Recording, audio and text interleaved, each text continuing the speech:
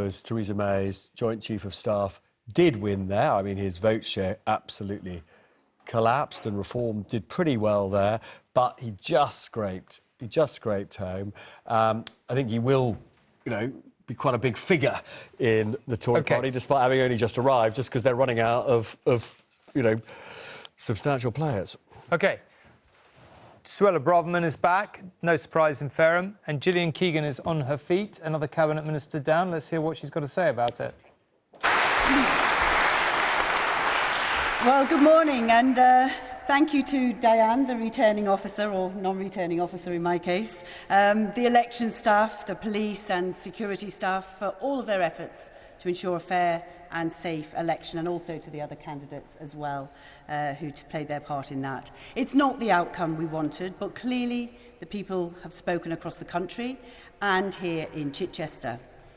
I admire anybody who puts themselves forward to stand for Parliament, but we all understand how the system works, albeit it does appear more volatile than ever. I want to place on record my thanks to my amazing team who have worked so hard for the people here in Chichester, in the whole constituency. Thank you, you are amazing. And also my agent Susan, and for all those who have supported me. I wish everybody in Chichester and in our country the very best for the future, and thank you for giving me the opportunity to serve you for the past 7 years. This year will mark my 40th year of working full-time, and I can honestly say I've loved every minute of serving the people of Chichester. I've given it my all, and I've really enjoyed it, even the difficult bits like tonight. I wish my successor the very best as the new MP for Chichester, and I want to thank you all. Gillian Keegan giving her farewell speech there. But there's been an awful lot going on for the last half hour or so. So let's ask Anushka to make sense of it all. Well, let's start, Tom, by just having a look at the battle board, because it is now quite full. You can see red in the right direction for Labour, largely. If we just zoom in on that majority point here, you can see that a lot of these seats, you can see Grant Shapps there to the left. You can see a Glasgow seat above it. Hexham, which I mentioned earlier, has not been ever anything other than Tory, and even Tony Blair didn't win it. And across on the other side, can you see Folkestone down there in the bottom corner? Folkestone's quite an interesting type of seat where they only had one seat in Kent before. Oh, yeah, there you go. Only one win in Kent before now. Anushka, I'm going to have to ask you to pause for a moment because we're going to Basildon.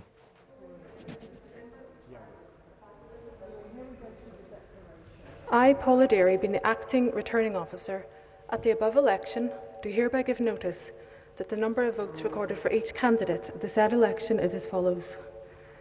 Bateman Christopher David, British Democrats, 373.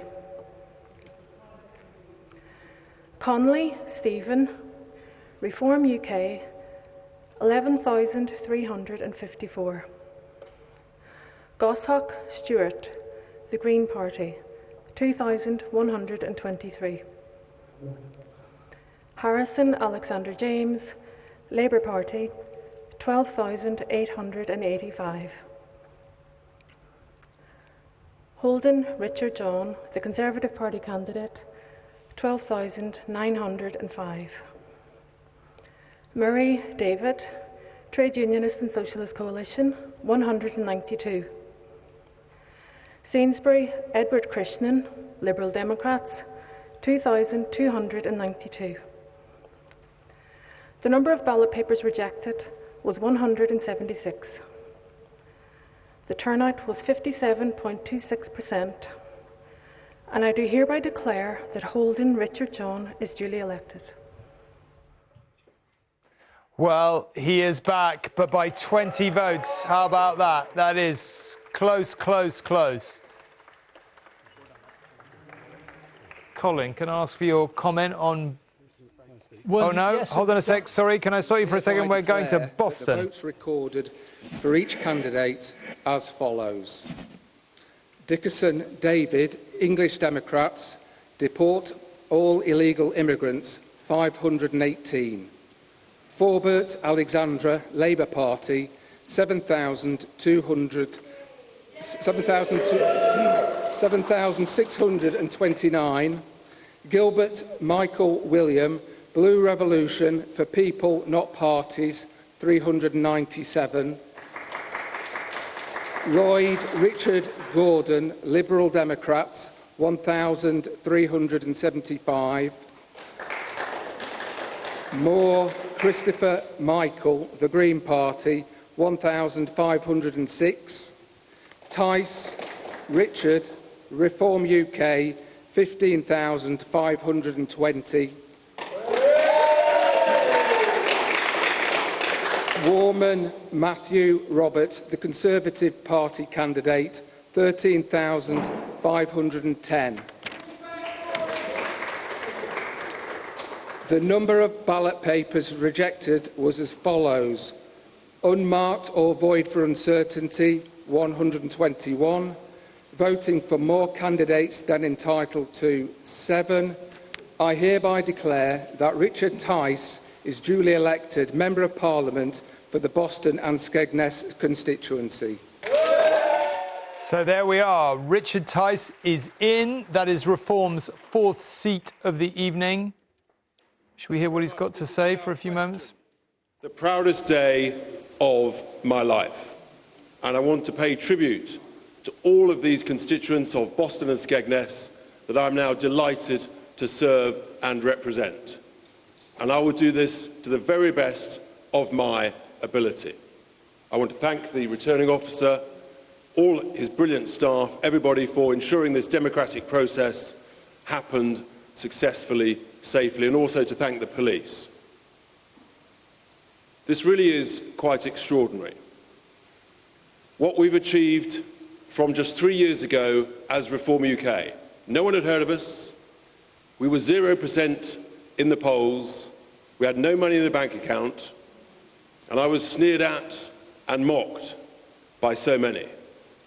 Just 3 years later, across the whole of England, Scotland and Wales, millions and millions and millions of people have today voted for Reform UK. We're winning seats. We're coming.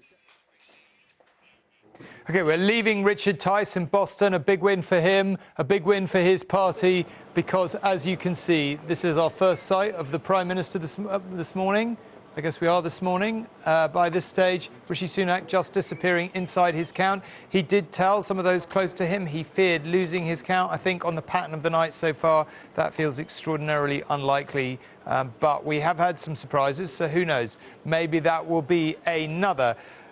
Anushka, let's just finish where we were, and then we'll pick up with the various results that have come through. Well, I showed you the battleground board, and obviously Labour is having a very good night and doing well, and this is the kind of majority area. They are well over it. They are on track for that landslide that we've been talking about. But they have had a couple of difficult results. 2 people who were, shadow cabinet members, Thangam Debonair in Bristol and also Jonathan Ashworth in Leicester, where there was a very high Muslim population. And interestingly, I spoke to contacts at Labour HQ. They were not expecting Jonathan Ashworth to lose. In fact, they had 12 Muslim seats, which when I say Muslim seats, high Muslim population seats, which I understand they were throwing more resource into because there were 12 seats where they were very genuinely worried that they could actually lose in some of them. They included it's just going to come up in a minute. They included seats like Birmingham, Ladywood, where Shabana Mahmood is fighting for,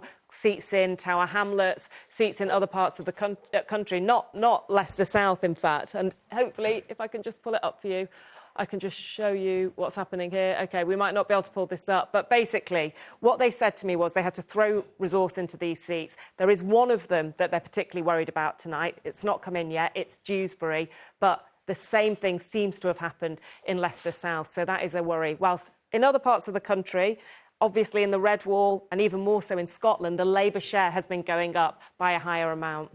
This is an issue that's likely to be exacerbated as soon as they're in government, right? Because it's one thing taking a stance on a very, very, what's the right word? Middle of the night, controversial, divisive conflict in opposition. But when you're doing it in government and you've got real government policy to decide, it's 10 times harder. Well, I think two things have happened, right? I think, on the one hand, Labour have deliberately had a policy where they've moved towards the centre and in doing so probably lost voters in some of their safer seats. But specifically, and here are actually those seats with very high Muslim voters share, and the particular ones I've picked out here that I know Labour were throwing more money into. You know what? I went around the country and I spoke to people about these. I went to these type of seats. They were the seats that Keir Starmer did not visit very deliberately because people were angry about his position on Gaza. But what I found was it was not just about Gaza. In a way, I felt this was like a new red wall. These are voters who have voted Labour for decades and continue to vote Labour. They voted Labour locally and they voted Labour nationally, and they were very badly hit by austerity. And do you know what? When I was out in Birmingham talking to Muslim voters, they were as likely to say, we want the two-child benefit cap to be lifted as they were to say, we're really unhappy with Labour's position on Gaza. And the Labour Party was worried about these voters a year before October the 7th. So it's just more complicated and quite interesting. Now, it is my understanding that they're quite confident that they are going to hold most of these seats, but Dewsbury is the one that right now they're quite worried about. OK, we are joined by Jacob Rees-Mogg from his constituency in North East Somerset. Good evening to you. Good evening, or good morning. I guess it probably is good morning. Probably not a very good morning for you and your party. Oh, you could say that. I think the Conservative Party has had better mornings in its long and distinguished history. What would you put this bad, possibly historically terrible result down to? Yes, I think this is an occasion when you can use words like terrible in terms of the Conservative Party result without hyperbole. I think it's because we abandoned our core voters, and our core voters have gone off to reform, and that we have no divine right to a particular set of voters. We need to appeal to them afresh in every general election. We appealed to them in 2019, and then by 2024 they felt let down, and that we hadn't delivered on key Conservative pledges. Isn't there an argument to say the absolute polar opposite is true, which is that you won elections, you have historically won elections in recent times when you've been on the centre ground, and you've lost them when you've been seen to drift too far to the right, which is arguably where people would say you are now? Well, I'd suggest you put that point, although you can't really because she's no longer with us, to Margaret Thatcher. She clearly didn't win from the centre ground. Actually, even in 1970, Ted Heath didn't win from the centre ground. He won on Selsdon Man. So 1970, 1979, 83 and 87, we won on appealing to fundamental Conservative principles by being in favour of free enterprise, low taxes, home ownership, controlling migration. And in those circumstances, we got large majorities. If we're wishy-washy Lib Dem, nobody's very interested. What happens now to the Tory party? That's a very interesting question. I mean, it depends what the final number of MPs will be. Assume we remain the official opposition, which seems likely from the exit poll. We rebuild. The Tory party has been very good at rebuilding itself historically from difficult elections. And then we have to work out what we stand for. Who are we trying to appeal to, and expressing our values that will encourage voters to come back to us, and those particularly who've gone to reform. Not very long ago, a couple of weeks ago, the broadcaster and former newspaper editor Andrew Neil, himself a supporter of Brexit, basically said that Brexit had destroyed the Tory party. Do you think that's a fair assessment? I think there have been divisions within the Tory party because of Europe, dating back to 1972 and the European Communities Act. I think that the discussion over Europe has had a profound effect, and I think part of the problem of the government of 2019 to 24 is that there were some members of the Conservative Party who were still unreconciled to Brexit. I think that was certainly a problem. And it was certainly a problem in terms of dealing with the immigration problem, because those who had never wanted to leave the European Union weren't keen on us leaving the ECHR, which is almost certainly a necessary step to deal with migration. OK, Jacob Rees-Mogg, thank you very much indeed. Appreciate you taking the time to join us. My pleasure. And we are going to go to Portsmouth North to see whether Penny Mordaunt is going to survive.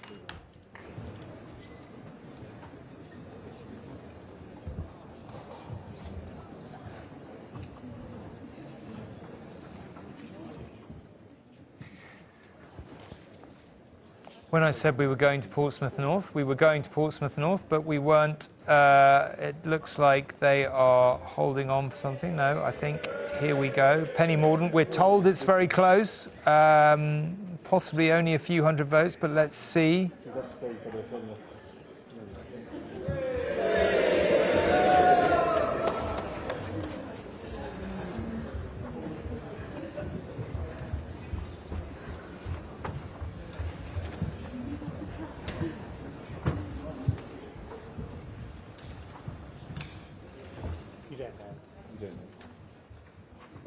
Here we go. I think we are finally...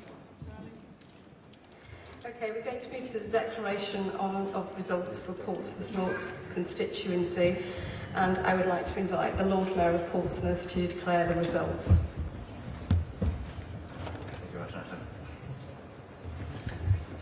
I, Councillor Joseph Zachary, returning officer for the Portsmouth North constituency, hereby declare that the total number of votes given to each candidate was as follows. Simon James Dodd, Liberal Democrat, 3,031. Amanda Louise Martin, Labour Party, 14,495. Penelope Mary Mordaunt, commonly known as Penny Mordaunt, the Conservative Party candidate, 13,715.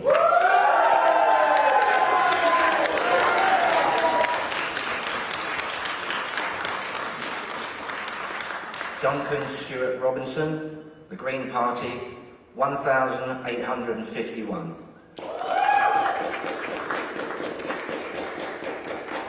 Melvin Stewart Todd, Reform UK, 8,501.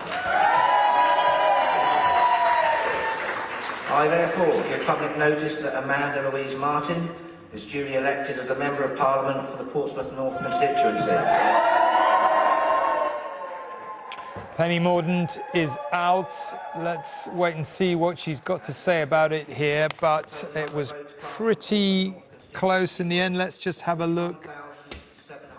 Colin, can you just talk us through the change in the share of the vote here if I bring it up? Well, again, rather what we've been seeing all night long, I'm getting rather, bored saying this to you all, that the Conservative vote is down by almost a half, from 61% down to just 33%. Labour's vote up a little bit, 8%, but enough to see them through the top. And Reform, not having stood here as Brexit in 2019, as Jane's been reminding us all night long, quite rightly, get 20% of the vote, and Penny Mordaunt can claim, I think with some justification, that they have cost her her seat. And not much tactical voting there from the Lib Dems or the Greens, which you would have expected to help Labour a bit. So it really is a large story about Reform. Johnny Mercer is also out in Plymouth Moorview, the Veterans Minister, so this is not turning out to be a good night at all. That was one of those ex-Labour seats, as indeed was Portsmouth North, and Sid Rapson, I think, was the MP many years ago there.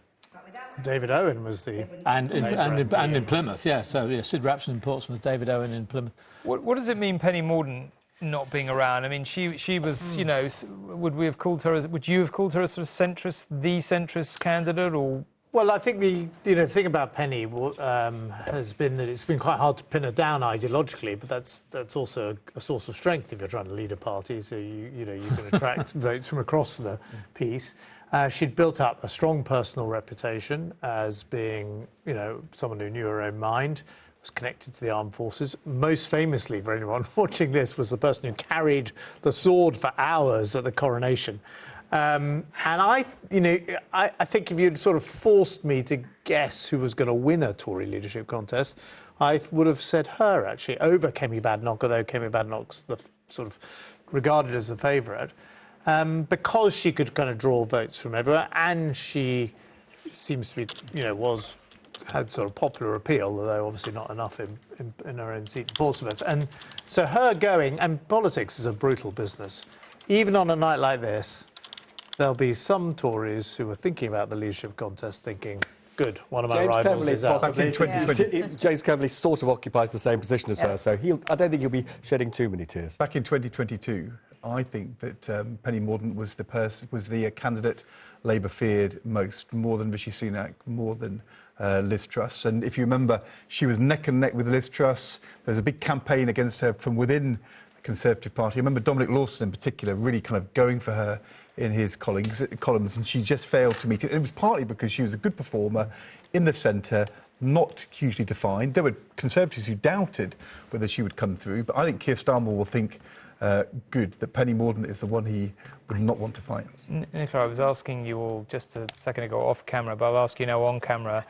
Do you always know whether you've won or lost when you go out there? No, I mean, in really, really close results, it will be very, very close to the wire before you know for sure. Going into an election like this, I guess most of these cabinet ministers in their gut would have known, with maybe one or two exceptions. But I mean, when you're on the stage, you know that. right? Only right. So when you're standing on the stage, absolutely. There's a little briefing from the returning officer just before, and everything like 5 minutes maximum before. That's when you can call for the recount. Yeah. Sorry, you were about to say, George. No, that was about to agree with everyone. But, of course, sometimes it's hard to know when you look. If you've put on a big smile, is that because you're... Well, we all thought... Do you remember when the Miliband brothers came out in that famous leadership contest and everyone said, oh, David's won? And I said, I'm telling you from the look on his face, I'm guaranteed that he's lost. And I looked at Ed, and Ed just looked so shocked that he'd won. Yeah.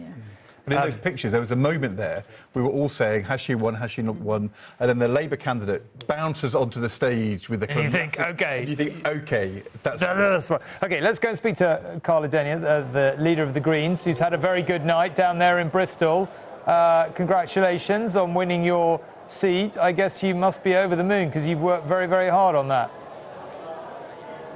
Yes, and I'm so grateful to everyone who has voted Green, both here in Bristol Central and across the country. I've got my finger in my ear because we've just had the results from the neighbouring Bristol East constituency, where we've got a very respectable second place, and I'm expecting to see further positive results for the Greens across the country as the night rolls on. I think this is, frankly, because the Greens were the only party offering a policy platform of real change and real hope at this election. Voters have responded to that, and I'm so grateful for everyone who has trusted us with their vote. Presumably, do you have any hopes of other seat gains, or do you think you've reached about your limit? Well, as you'll probably be aware, we have been very open about the level of our ambition in this election. We stood a record number of parliamentary candidates across the country, 574, more than the Conservatives even. But we really targeted our campaigning efforts on 4 constituencies that we think we have a good chance of winning. So I'll be watching those very closely tonight to see how we do. So Brighton Pavilion, where Sian Berry is hoping to take over from Caroline Lucas, and 2 rural constituencies, Waveney Valley and North Herefordshire.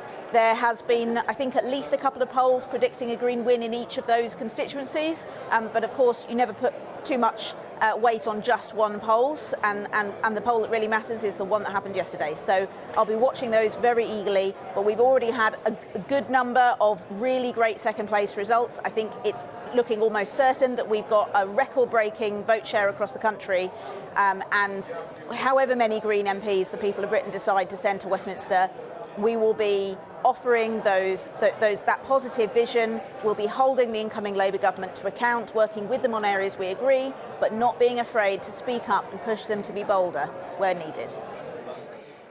I'm sure you've been concentrating on your own seat, but you must also have followed the national picture. There's obviously a huge result for Labour, obviously a bad result for the Tories, obviously a relatively good night for Reform coming out of nowhere, but quite a lot of results that are surprising in the mix. What do you make of it all?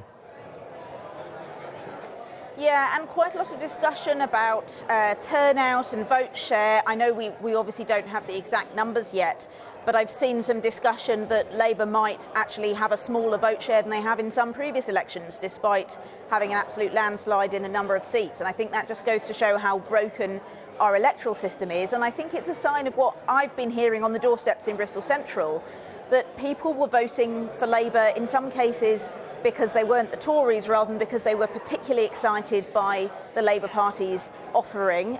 There was some polling, I think it was YouGov a couple of days ago, that showed that only 5% of people were voting Labour because they agreed with their policies.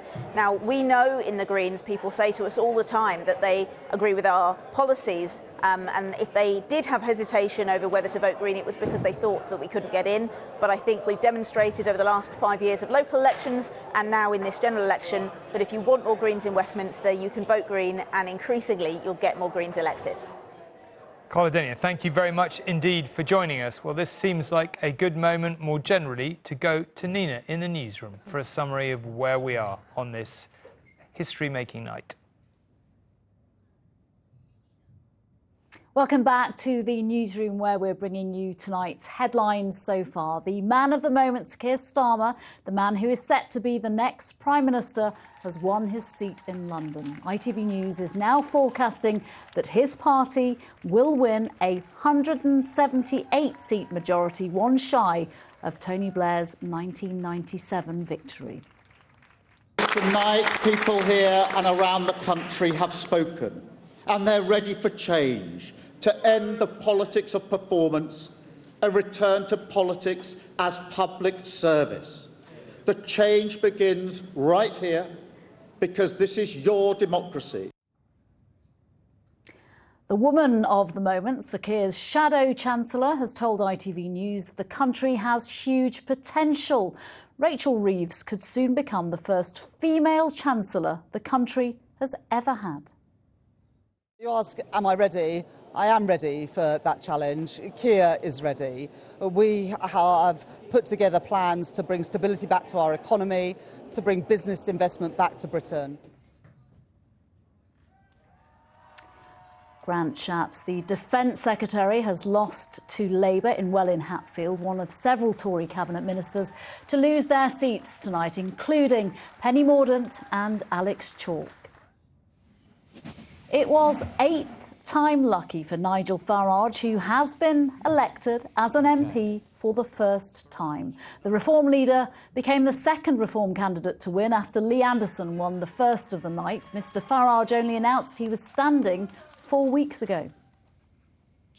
My plan is to build a mass national movement over the course of the next few years, and hopefully be big enough to challenge the general election properly in 2029. The former Labour leader Jeremy Corbyn has kept his seat, standing as an independent in Islington. Let's focus in now on one UK nation, Wales. Paul, how's it shaping up? Well, Wales is a really interesting exception to the rule, a nation where Labour are the incumbent. They've been in government all the way through devolution, but they're not being punished for it in this election. So take a look at the latest tally here from Wales. Labour on 19, clearly out way ahead here. The Conservatives we expect actually to be wiped out in Wales at this election. But take a deeper look at some of the shares and you start to see a more interesting and more nuanced picture. So this is Pontypridd, and look at Labour's share here, 41%, very healthy, but Reform UK on almost 20% of the vote here, then Plaid Cymru on 13%, Conservatives in fourth. So this does suggest that these seats, much like the Red Wall in England, and they share many of the same characteristics actually as the Red Wall in England, are looking to Reform UK now as the official opposition. Let's talk to Rhys, who's in our Wales hub for us this morning. Good morning to you, Rhys. Boradar, do you think then, obviously a good result for Labour, but they will have to have one eye on Reform UK? Absolutely, and also Plaid Cymru. But let's talk about Reform UK first, as you mentioned. Out of the 21 of the 32 seats in Wales have now declared, and Reform have come second place in 10 of those. That will be very worrying for Labour. One of them, Senesi, a very safe Labour seat for more than 100 years. They came within just 1,500 votes. And then you've got Plaid Cymru as well. Ynys Môn and Caerfyrddin, two Labour plaid marginals and Caerfyrddin in particular, Labour threw the kitchen sink at it. As a reminder, Keir Starmer was there on the last day of the campaign and Plaid won it comfortably. As a reminder, at the Senedd elections in 2026, there will be a new expanded Senedd, 96 seats, and it will be fully proportional. With this kind of share of the vote that Reform are getting, we could have a quarter of the Senedd of Reform members in 2026. So certainly some pause for thought for the Welsh Labour Party tonight. All right, Reece, I think we can hear some more declarations taking place in the background there, so I'll let you get back to monitoring those counts. Thanks very much. So, Nina, Wales, a fascinating picture, and as Reece said, could be one of the first places that Reform make a really significant breakthrough, aside from this UK parliamentary breakthrough that they've made this evening. Paul, thank you very much. There is a huge number of seats expected to declare in the next hour or so. In around 8 minutes' time, at 4:30, the declaration in Doncaster North for the Shadow Climate Change Secretary Ed Miliband is expected.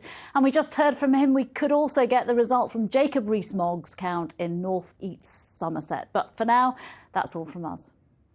Nina, thank you very much indeed. I've just been told that one Yvette Cooper is back. Don't know who I should ask about that. Well, you know, one would be good news.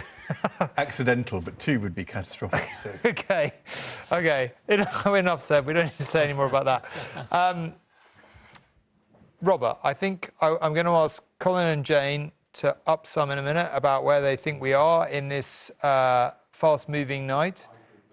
You were mentioning something that you thought it conceivable that Liz Truss might be in trouble. Yeah, so I'm getting reports from the count. I've been in touch with somebody there who is saying that the piles for Labour and Reform are bigger than her pile. Now, there's still a bit of time to go, but, you know, on the ground, they are talking about a realistic possibility that Liz Truss will lose. And literally just down the road from her Suffolk seat is her great friend, her best friend in politics, Therese Coffey, who was her Deputy Prime Minister for those short weeks when she was Prime Minister, and she has lost. She's lost to Labour.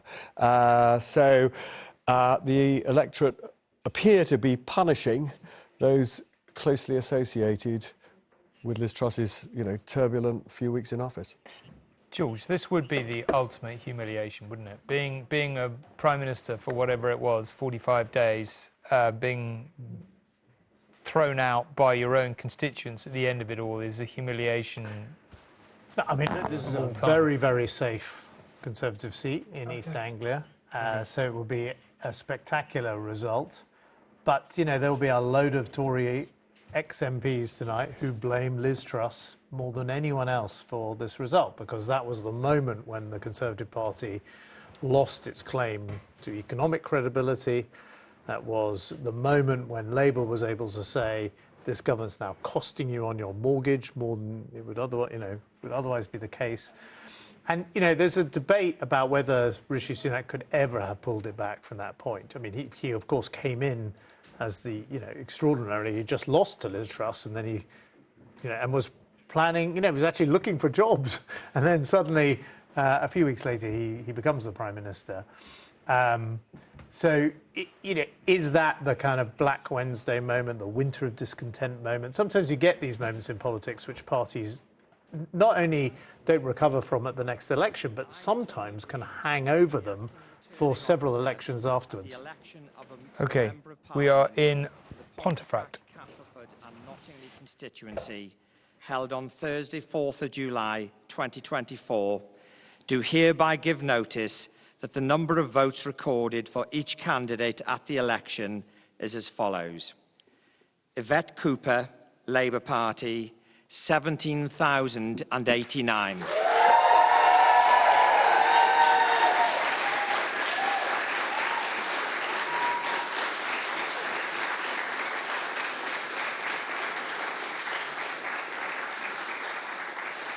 Trevor Lake, Social Democratic Party, 139. Jamie Luke Needle, Liberal Democrats, 1,213. John Robert Thomas, Reform UK, 10,459. Ollie Watkins, Green Party, 1,651.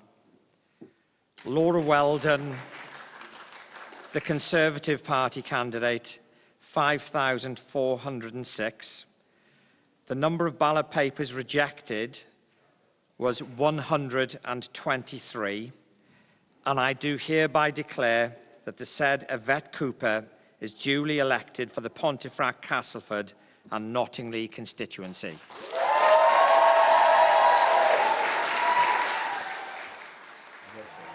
OK, Yvette Cooper is back. Very good news in the Balls-Cooper household. And let's just hear for a few moments what she's got to say. I wanted to just thank everyone who has taken part in this election. Thank you, most of all, to the people of Pontefract, Castleford, Nottingley and Altofts for putting your trust in Labour and for putting your trust in me once more. It is the greatest of honours to represent our towns and our communities, our incredibly hard-working communities through thick and thin. Here in our towns and right across the country, we have seen tonight an overwhelming vote for change after 14 years of Conservative government. It is an end to the chaos, to the failure, but also a historic result for Labour, a result which feels more remarkable for the journey that we have come on when we think back to a dark, rainy day in December 4.5 years ago. And that journey is testament to Keir Starmer's leadership, to the way that he has changed our party so that our party can once again serve our country and be ready to change our country. A party that has worked hard to earn back support, to put our party back in the service of working people, fighting for the things that people in our towns care about, our NHS, the stability and the security that families need, the need to get police back on the streets, our border security, the future of our children and our young people. So many things that we know we have so much work. OK, Yvette Cooper back. And convincingly, I've just been asked to mention that when you're watching the figures go through on the bottom of your screen about there, you'll notice that when we get to the change in the share of the vote, it's registering 0, which clearly isn't right. And there's a little glitch in our system, which we're working hard to fix. Now, Jeremy Corbyn joins me from Islington North, the MP once again. For Islington North, congratulations to you, Mr. Corbyn. I'm sure you're very pleased. I'm not sure the Labour leader necessarily will be.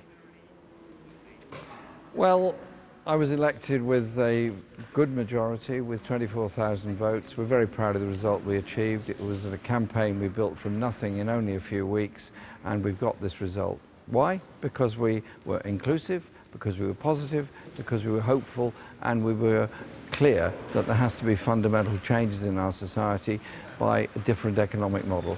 And I'm very proud of that result. We didn't get into the gutter, we didn't blame minorities, we stood up for people. And the response of the constituency was amazing. I was, as you know, prevented from even being considered as a Labour candidate, and at that point I was encouraged by many people saying, look, put your name in, you've got to stand up on this thing. So I did, and this is the result we've achieved.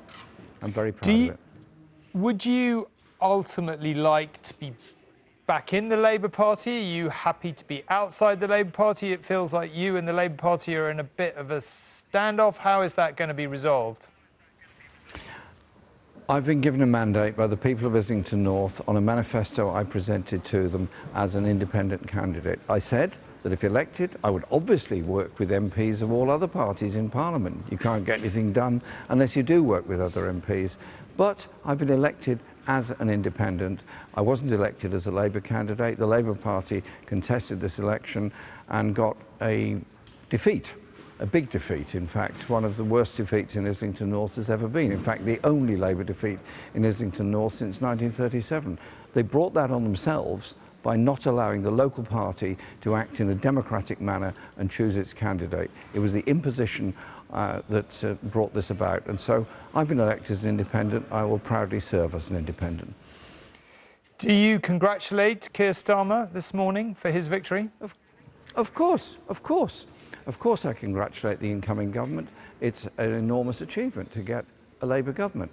I wish there was a stronger economic offer being made by the incoming government that would actually deal with many of the injustices and poverty that exist in our society. But of course, I want to see change. I want to see a better society. I want to see an end to the country of billionaires and food banks.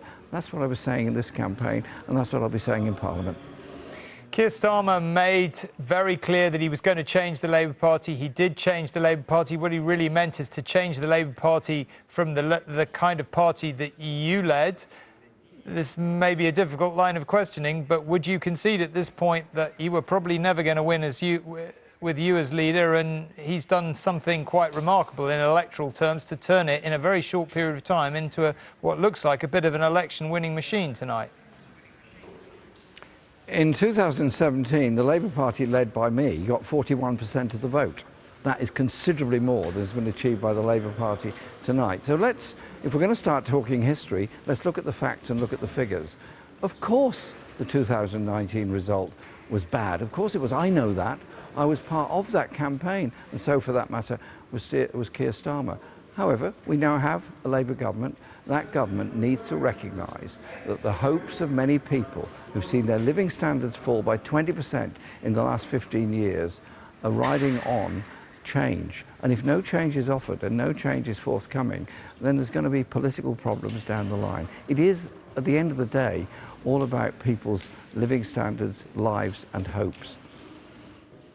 Jeremy Corbyn, congratulations on your victory, and thank you very much indeed for joining us. Thank you very much. Very pleased looking Jeremy Corbyn there. Now, we're told that Godalming, Jeremy Hunt's seat, is so close, very, very close indeed. Maybe he will have held on. Let's see.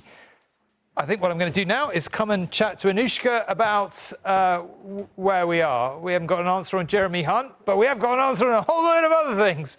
Do you know, the thing I want to pick up on is something actually that Jeremy Corbyn just said, which was to point out that in 2017 he got over 40% of the vote, but he didn't win. And tonight it looks like Keir Starmer is going to win very big, possibly with a smaller share of the vote. And that is really about the efficiency of the vote. Jane spoke to you about it before, and we are now starting to see evidence of it. So let me just start with this group. So this is the safest Conservative seats. And look, Conservatives are winning these seats, although, interestingly, look at those couple going to Labour. But if I show you the change of the share here, this is going to show you a bit of a proportional swing. So you can see here, Labour is up 6.9%. The Tories are down 31.8%. Another group that we know they've targeted very hard are red wall seats. So, look, Labour are winning all of these. And let me show you the change of the share here. Labour also up 3.1%. But there are other groups where they are not up. And actually, it is worth just showing you, because we've been talking about it, the change in share in those seats with a higher Muslim population. I'll just point out that, you know, lots of these haven't come in yet. So when we switch to it, we've not got loads of results yet. Sorry, but we're just going to... Richmond has been held for Rishi Sunak. We ought to just point that out. Sorry to interrupt you. And this is Rishi Sunak arriving. Sorry to interrupt you. There's... Mr Binface walking in front of, I presume it's Mr Binface, he rather advertises himself, walking in front of Rishi Sunak, going into his count. But we understand, despite telling aides that he was worried about losing his seat, we understand he has not lost his seat. We've heard that Liz Truss may be under threat, but Rishi Sunak, a popular local MP, I think it is fair to say, generally has probably held on. Michelle Donnellan, the Science Secretary, is out. Anushka, I interrupted you very rudely. It's astonishing, isn't it, the number of cabinet ministers that are going tonight.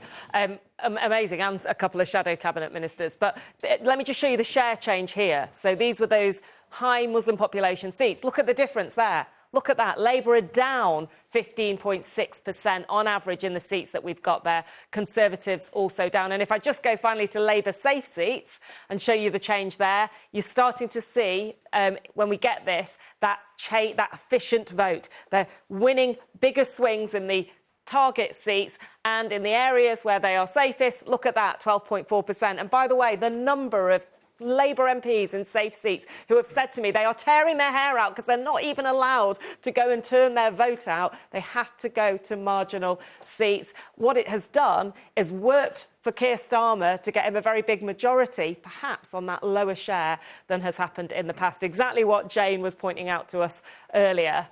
Do you want me to... Can we talk about Scotland? Yeah, I'd like to talk about Scotland. It's worth just showing you the share on Scotland as well as the board. We'll come back to the board. Let me just show you the share change on Scotland as well, because hugely efficient. And look at that, Labour up 19.3%. Now, they were coming from a very low base, but it just shows the recovery. And then we can pull back onto the board, and you can actually see on the map that central belt, you know, the area, Nicola, that you represented. Sounds like something exciting is about to happen, but you can see this is just a huge result, and it made Labour's victory across the whole country so much easier. Although, of course, Stephen Flynn, as you can see, still surviving there in Aberdeen. OK, I'd like to talk about Scotland in a minute, a little bit more with Nicola, but let us go to Godalming, where you can see that they are...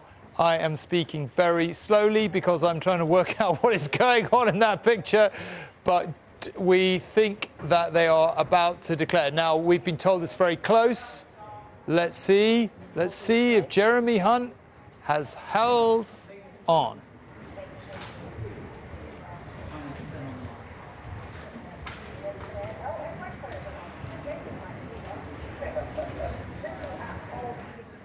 It would obviously be helpful if they had a mic that worked. That would really improve things. You know, you had one job. I can't really see Jeremy Hunt well enough here to see what sort of expression he's wearing on his face. Here we go. I, Pedro Brugel, being the acting returning officer, do hereby give notice that the number of votes recorded for each candidate for the Godalming and Ash constituency is as follows. Drage, Graham Richard, Reform UK, 4,850. Follows Paul David, Liberal Democrats, 22,402.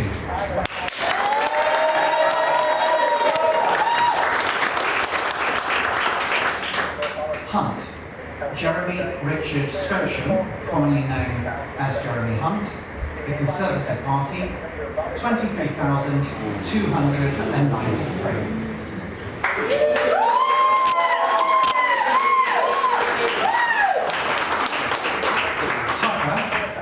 Tucker, Ruby Alice Gabrielle, commonly known as Ruby Tucker, Green Party, 1,243. Walsh, James Lawrence, Labour Party, 2,748.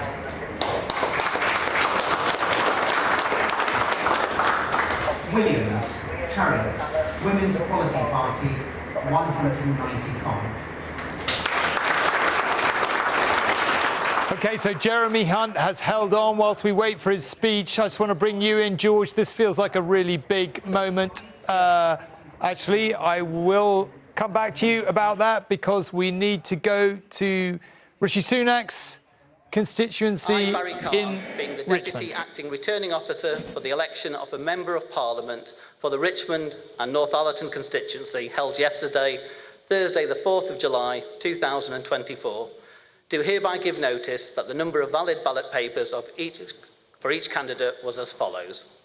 Jason Barnett, Independent, 27. Daniel George Callaghan, Liberal Democrats, 4,322.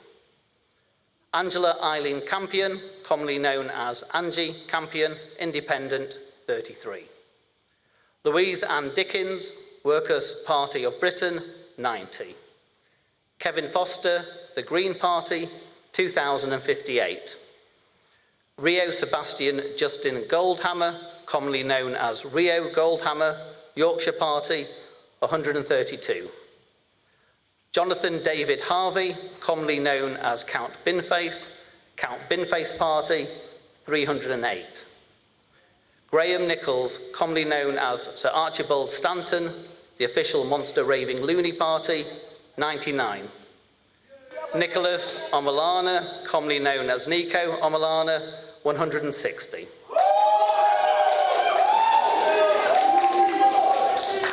Brian Neil Richmond, Independent, 222. Rishi Sunak, Conservative Party, 23,059. Lee Martin Taylor, Reform UK, 7,142. Thomas James Wilson, commonly known as Tom Wilson, Labour Party, 10,874. I hereby declare that Rishi Sunak is duly elected. Congratulations, and he may address the stand.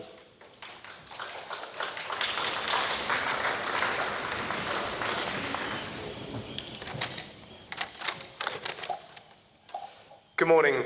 Could I start by thanking the returning officer and all the team who've been working here at the count and at the polling stations today.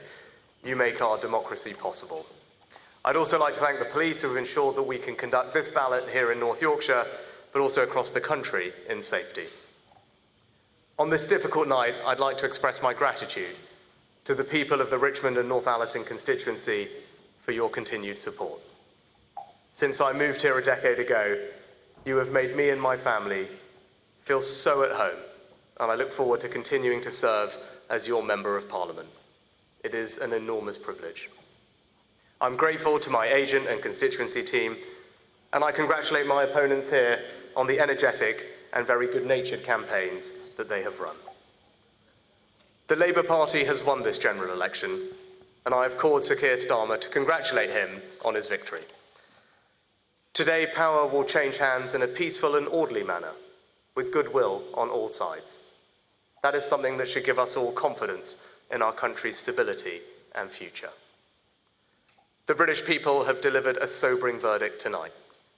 There is much to learn and reflect on, and I take responsibility for the loss. To the many good, hard-working Conservative candidates who lost tonight, despite their tireless efforts, their local records of delivery, and their dedication to their communities, I am sorry. I will now head down to London, where I will say more about tonight's result before I leave the job of Prime Minister, to which I have given my all. I will then return here, to my family's home, and I look forward to spending more time with you all in the weeks, months, and years ahead. Thank you. There we are, Rishi Sunak conceding the election, Jeremy Hunt squeaking back. George, felt like two quite significant moments there.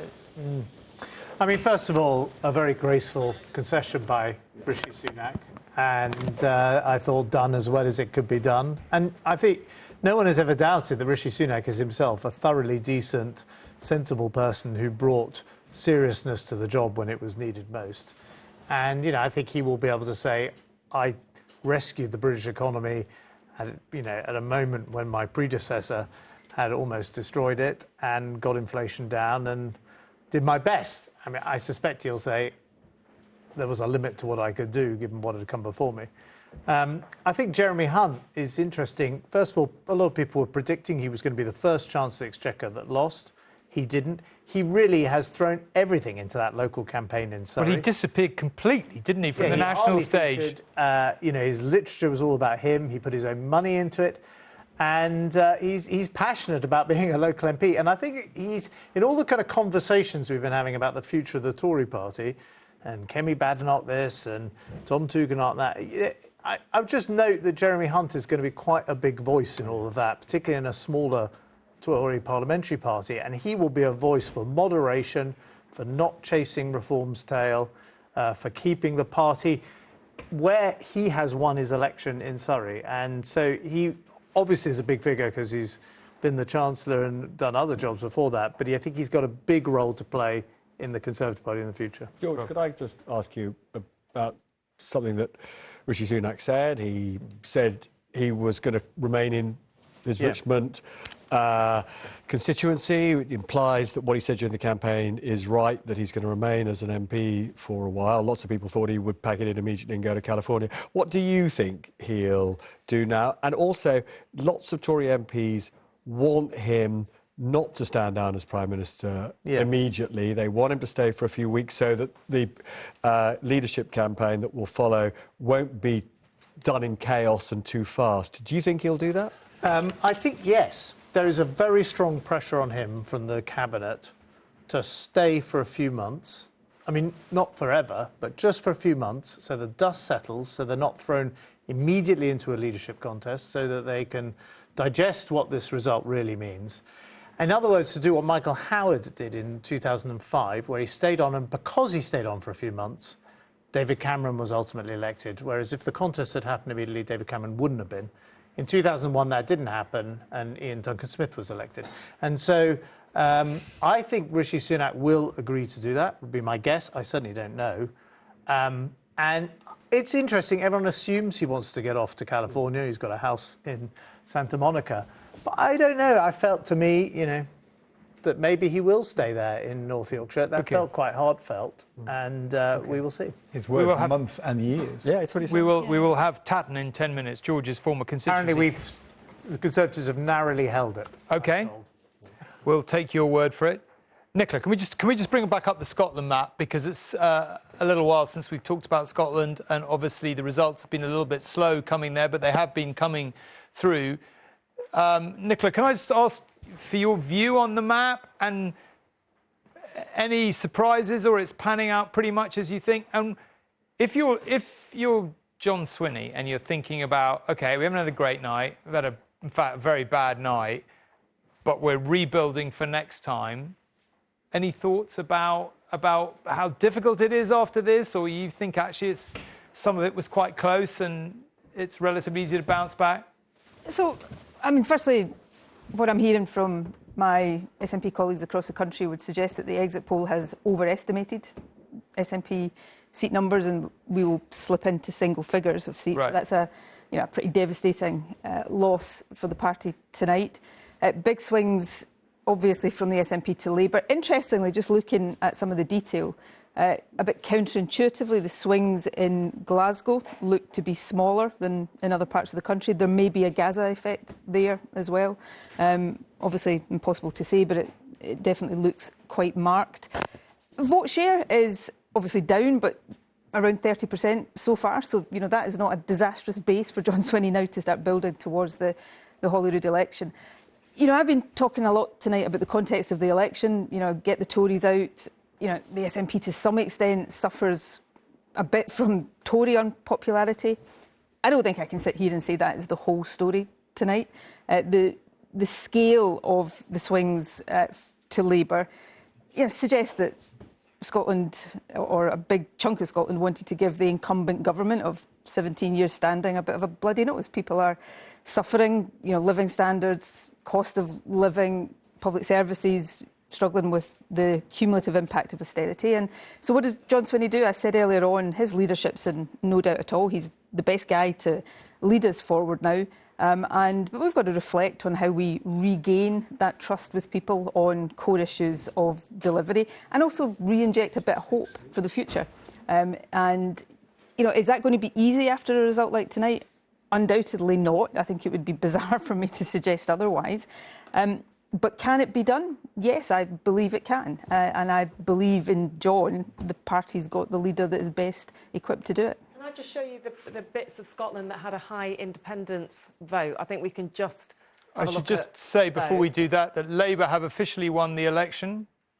I think I'm right in hearing that they have officially gone to 326, and therefore they have won this election. We can probably show you that on the tracker if you want. OK, let's do it if we can. Let's try it.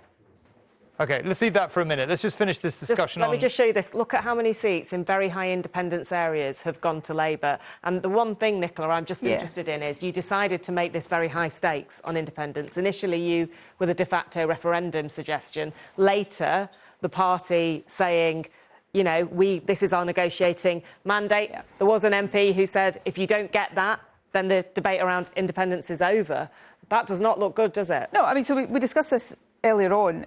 You know, the SNP in this election put independence first line of the first page of the manifesto. I suppose my reflection earlier on was that I don't think it's sufficiently followed through from that into the day-to-day campaigning to, you know, very, very meaningfully and proactively make the case for independence. It's not enough to say something is the centrepiece of your campaign. And would that have worked? I don't know. Perhaps it was always going to be a get the Tories out, vote Labour, a bit of a verdict on public services. But it would have given, I think, the SNP more of a unique selling point that, you know, the way to move on from the Conservatives to tackle some of these underlying issues was to keep the momentum going for independence. So I think that will be a reflection. Obviously, you know, the main reflection is for the party that's, you know, just taken a bit of an electoral kicking tonight, and that's the SNP.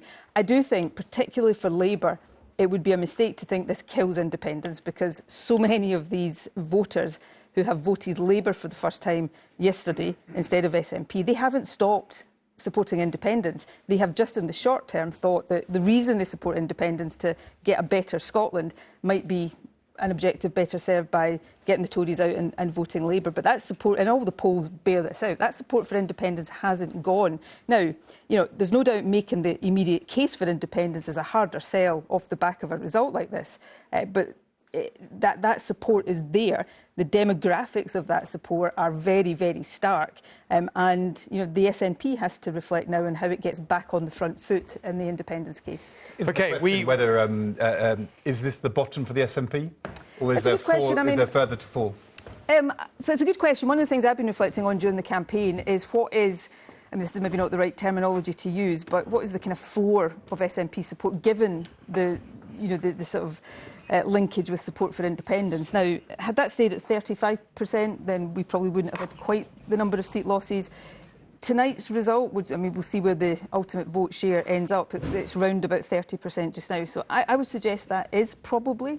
Now, I think it would be horribly complacent for any party to assume you can't fall further, and we're seeing that tonight. But I do think that gives a foundation for the SNP now to shake itself down, to, you know, think hard about some of the factors of this result tonight and rebuild towards that election. The other thing, and we'll see, and Ed's right to point out we've got to see what Keir Starmer is made of as Prime Minister and what Labour do. But if, you know, my gut is right and that Labour very quickly kind of run into cynicism and disillusionment, you know, that's going to make that task for the SNP over the next couple of years a little bit easier. So it's, you know, it's a really bad night for the SNP. You know, as I said earlier on, there's a lot of my really good friends and their members of staff who are also friends are losing their jobs tonight. That's heartbreaking, but the party's got to pick itself up and dust itself down and get on with it. I think the Labour people wondered, would they ever come back in Scotland? And on the answer is tonight, they're back. Well, one of the lessons of, I think, for all of us tonight in different ways, and it may have been George that made this point earlier on,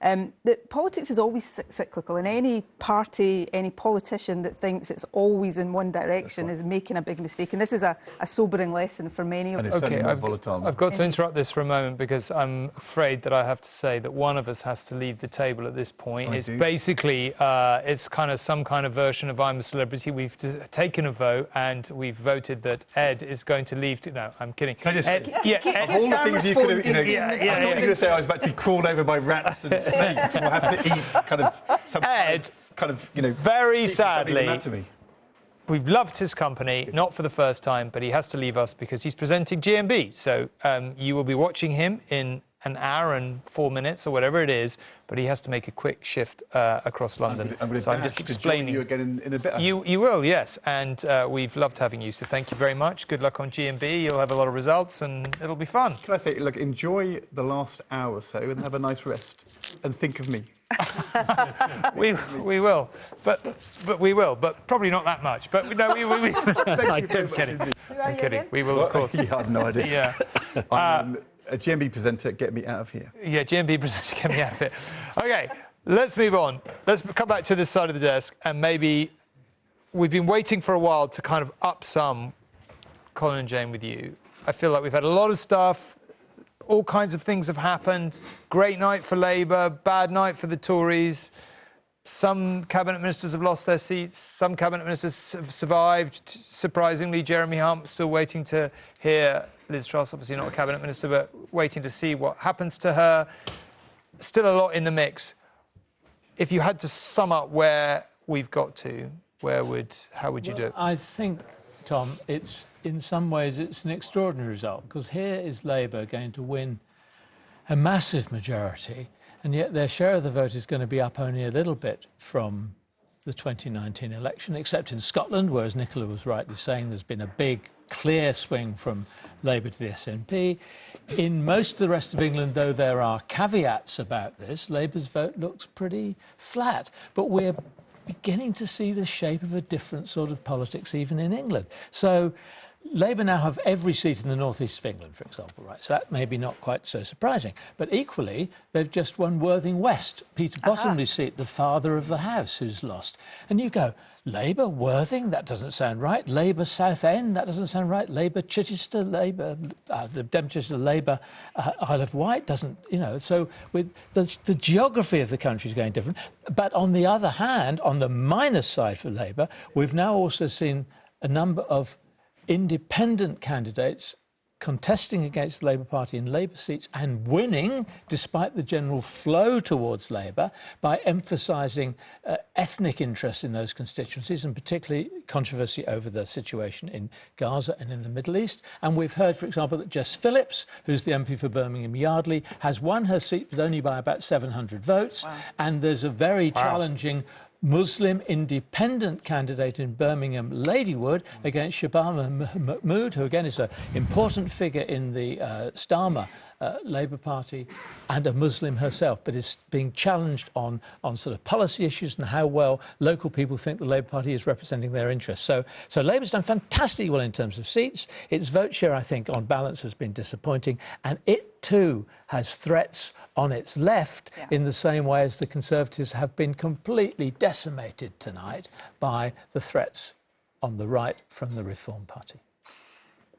So I think there are kind of three key messages that this election is giving us. And I agree with Colin, it is a really extraordinary result in so many ways. I think the first thing to say is that we may be rivaling the lowest ever turnout we've had in a general election.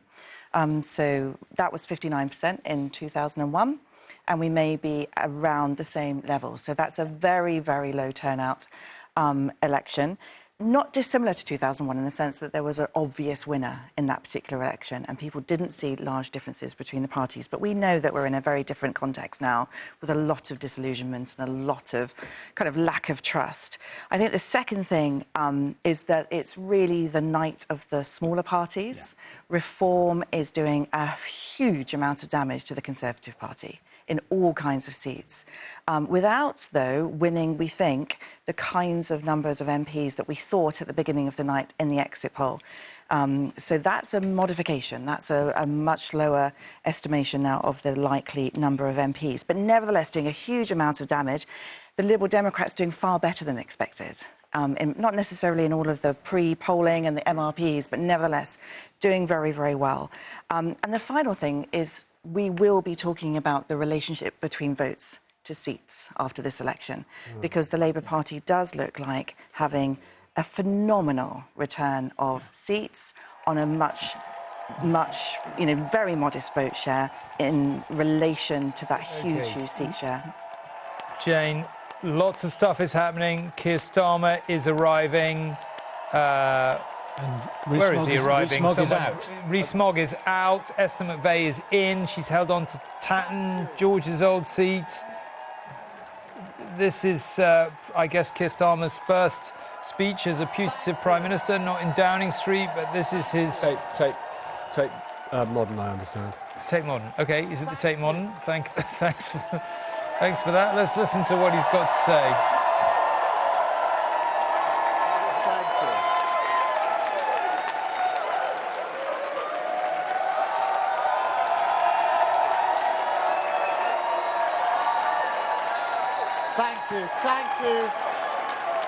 Thank you so much for that reception. What an amazing reception. We did it!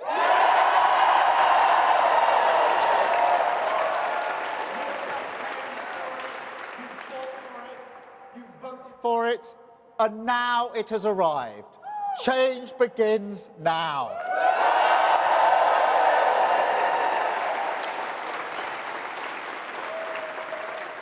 And it feels good, I have to be honest. 4.5 years of work changing the party.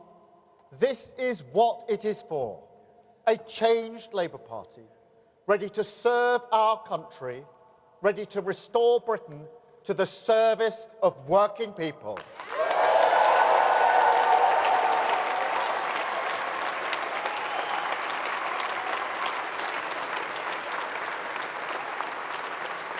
And across our country, people will be waking up to the news, relieved that a weight has been lifted, a burden finally removed from the shoulders of this great nation. And now we can look forward again, walk into the morning, the sunlight of hope, pale at first, but getting stronger through the day, shining once again on a country with the opportunity, after 14 years, to get its future back.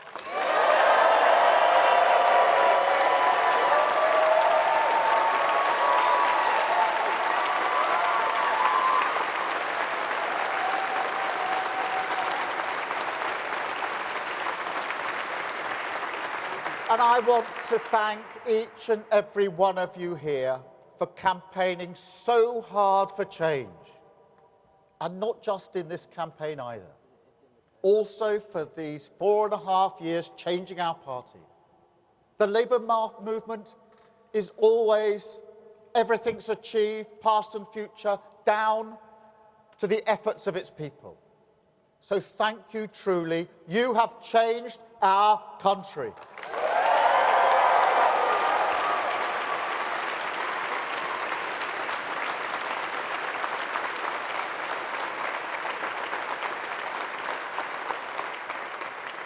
But a mandate like this comes with a great responsibility.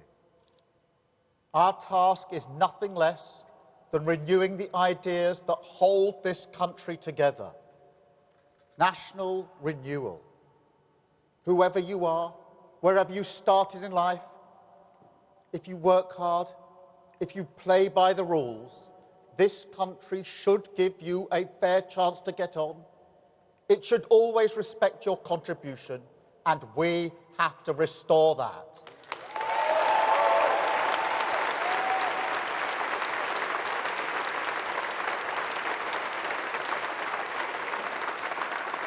And alongside that, we have to return politics to public service. Show that politics can be a force for good. Make no mistake, that is the great test of politics in this era. The fight for trust is the battle that defines our age. It is why we've campaigned so hard on demonstrating we are fit for public service. Service is the precondition for hope. Respect, the bond that can unite a country. Together, the values of this changed Labour Party are the guiding principle for a new government. Country first, party second.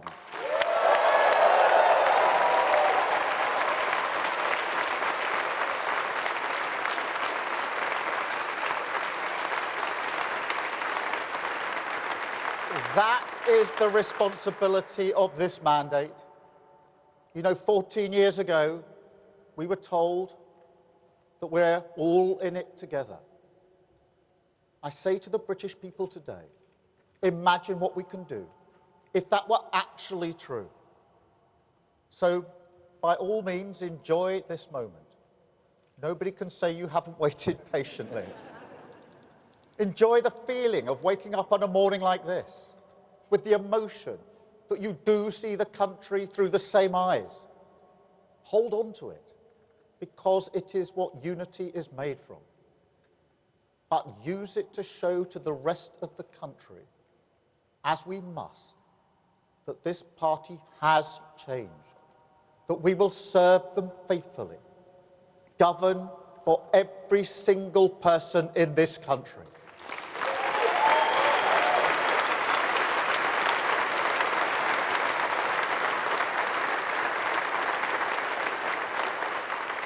But also, don't forget how we got here. This morning, we can see that the British people have voted to turn the page on 14 years. But don't pretend that there was anything inevitable about that. There's nothing preordained in politics. Election victories don't fall from the sky. They're hard won and hard fought for. And this one could only be won by a changed Labour Party.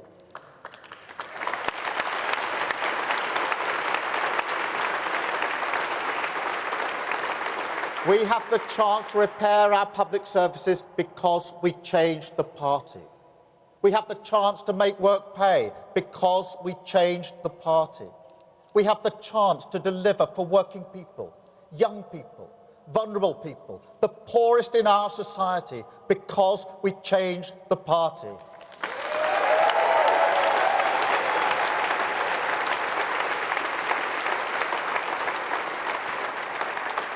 Country first, party second isn't a slogan. It's the guiding principle everything we have done and must keep on doing. On the economy, on national security, on protecting our borders. The British people had to look us in the eye and see that we can serve their interests. And that work doesn't stop now. It never stops. The changes we've made are permanent, irreversible, and we must keep going. We ran as a changed Labour Party, and we will govern as a changed Labour Party.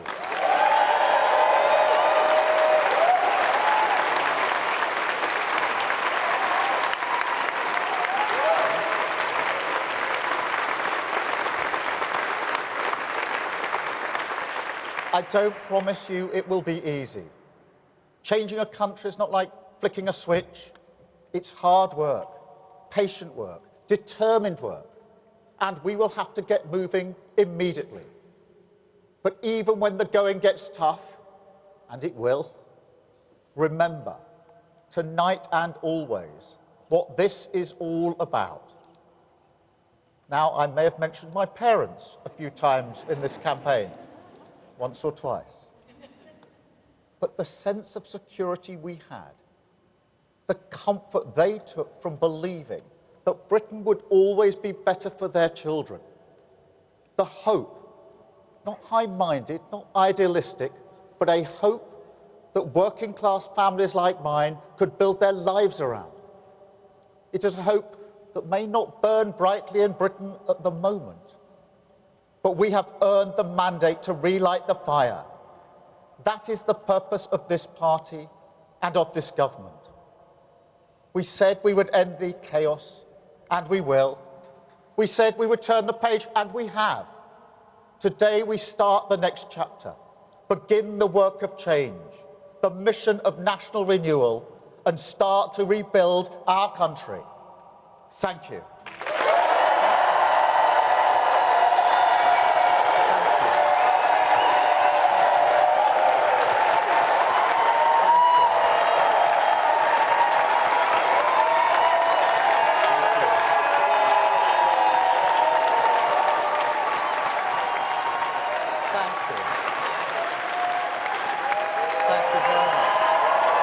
There's a very, very cheerful-looking Sir Keir Starmer, our new Prime Minister, in name, if not yet in fact. He's worked very hard for this moment. As we've discussed all evening, a ruthless campaign, ruthlessly efficient, almost no missteps. I think we're all agreed he adopted a safety-first strategy, but my, has it worked. And I'm joined again by Margaret Hodge, sitting in Ed Balls' seat. Yeah, Balls look alike. Massive upgrade, just saying. What are your thoughts as you watch this? Well, if you'd asked me in 2019, would we be in government in 2024, I'd have said not a chance. You know, we had the worst result we could possibly have in 2019. And I just didn't believe, I thought it would take a decade. I lived through the 80s, and I thought it would take a decade to rebuild Labour and bring us to the centre. And I think people felt about Keir that, you know, he was not a very strong person. Actually, what he's shown is that ruthlessness. I haven't watched your coverage all through the night. But where have you been? In other studios. But other studios are available, they're just lesser. He has been completely and utterly ruthless, and it's paid off. And I think the only thing I would say is that coming out of the whole evening, I'm also worried. I think the turnout was very low. I do worry about that. I think that shows a sort of loss of confidence in politics. We know that people don't trust politicians anymore. I'm afraid that comes out of how Boris Johnson and Liz Truss behaved, you know, on feeling that they had an entitlement to break the rules, then lying with impunity, then doing crazy things and using political power to award contracts, to award honours, to award access, all that sort of stuff. That has brought politics into terrible disrepute. So I'm worried about that. And I think that has led, really, to reform, to the people using that as a sort of a vote of protest, really, going to reform, which feels to me like it felt when I was fighting the BNP between 2006 and 2010. It doesn't feel different from that, when at that time there was a loss of confidence in Labour. You're leaving Parliament. I am. After 27 years. 30 years. 30 years, sorry. Any regrets when you see a morning like this? Of course, there's a bit of regrets. But can I just say this? I've been around the country over the last 6 weeks, and I've just, over the time, met a lot of the candidates and a lot of the new MPs. I am hugely, hugely impressed by the new group of people who are coming in with under the Labour banner, both men and women with fantastic experience, very diverse backgrounds, huge enthusiasm, real commitment. I think we are going to have a stunning group of people in government. I really do. I think there are a lot of people coming up who will perform brilliantly as ministers and leading us through what will be an incredibly difficult time. We've had a lot of developments, both Bournemouth seats for the Tories gone. Tobias Ellwood, I think we'd put in the One Nation wing of the Tory party. Conor Burns, of course, was very close to Boris Johnson. Both gone. Rob, any news of Liz Truss or other matters? No, we're still waiting to get the final count for Liz Truss to say she looks in peril. I mean, this has been actually the most remarkable election night of my professional life. It's just in so many different ways. I mean, obviously there is this spuriously simple story of Labour, winning this possibly still record-breaking majority, but huge. But underneath that, stuff you just never expected to see. I just want to take us back to the vote share. You know, Labour currently slightly less than 36% of the vote. Jeremy Corbyn in 2017 got more than 40% of the vote, and you were nowhere near forming a government. Yeah, but the reason for that was that he concentrated his entire campaign, his entire energy on those safe Labour seats. So he simply solidified the vote. OK, can I stop you both? Because we're going to Tatton. I give notice that the number of votes recorded for each candidate at the said election is as follows. Henley Nigel Robert, Green Party, 2,571. Jude Ryan Bernard, Labour Party, 18,820.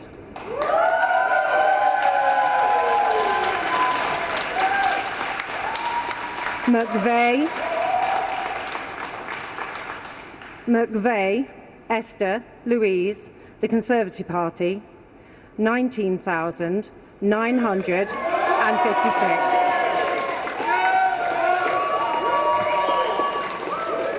Smith Jonathan, Liberal Democrats, 4,614.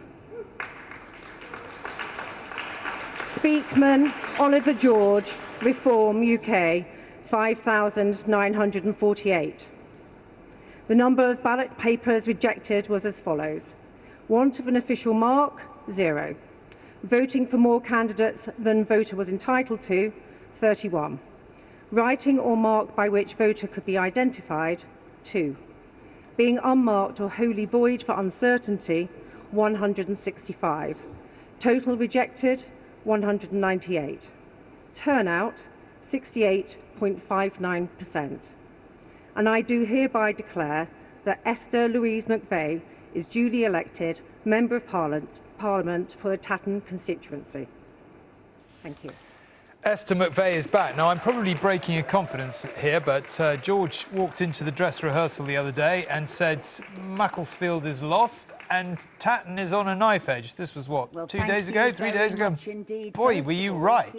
I mean, that is a... Yeah. I mean, look, this is no comment on me as a local MP, but the idea that Tatton was marginal in my day, I mean, it was inconceivable. I mean, the idea that you would get anything like this result with Labour so close to taking Esther. But she's, you know, all credit to her and particularly the local team, who I know well. You know, they have held off the red tide in Tatton.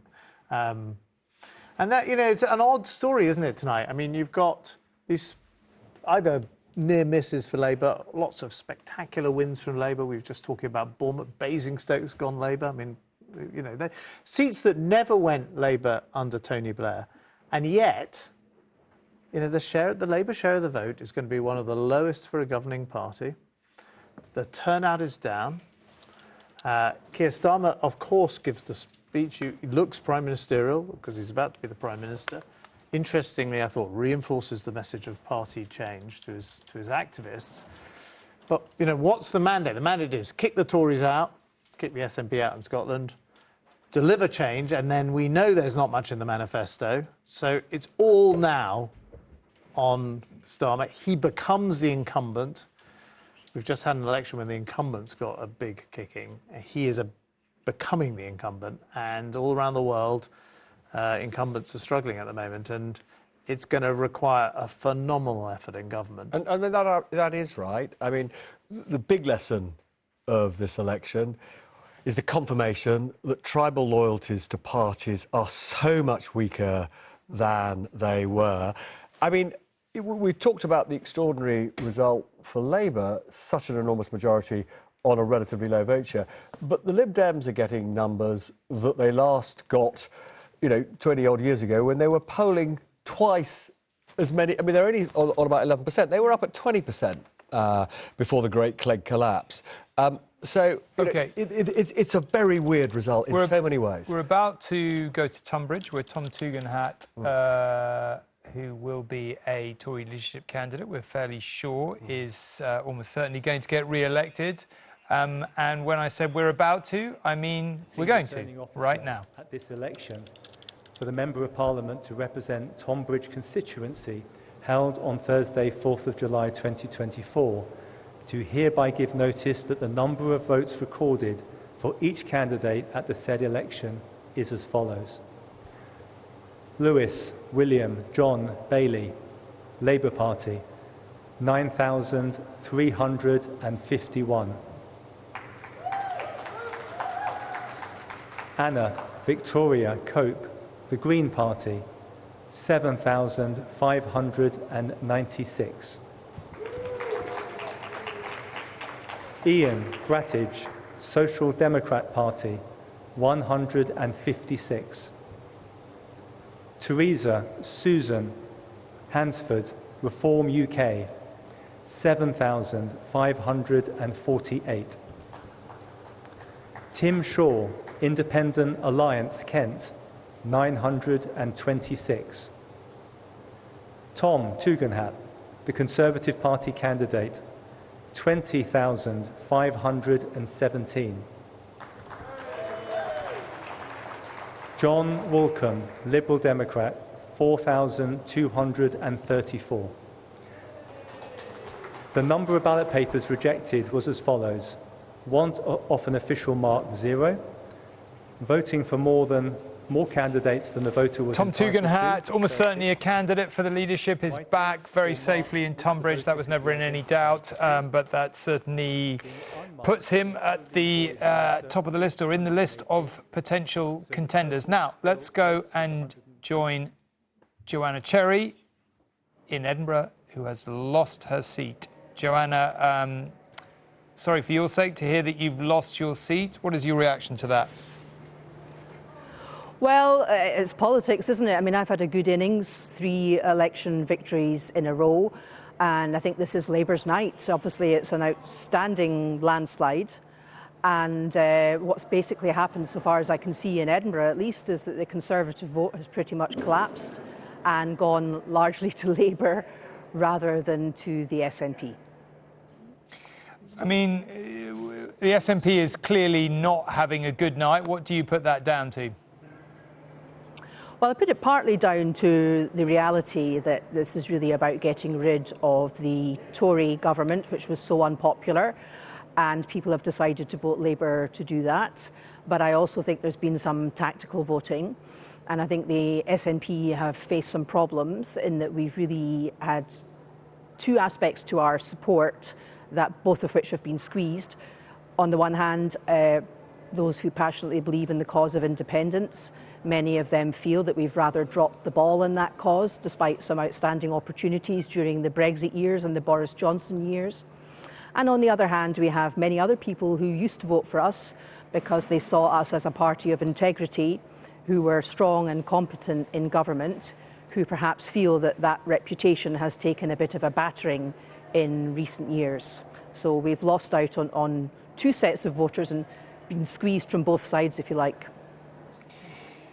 Obviously, the SNP took the decision in this election to place independence at the front and centre of its campaign. Was that a mistake? Well, no. I mean, it's never a mistake for the Party of Independence to put independence at the front and centre of its campaign. I think what the problem here is that in the 10 years since the independence referendum, not enough thought has been given to how we make the case for independence and win over those who don't support it or who are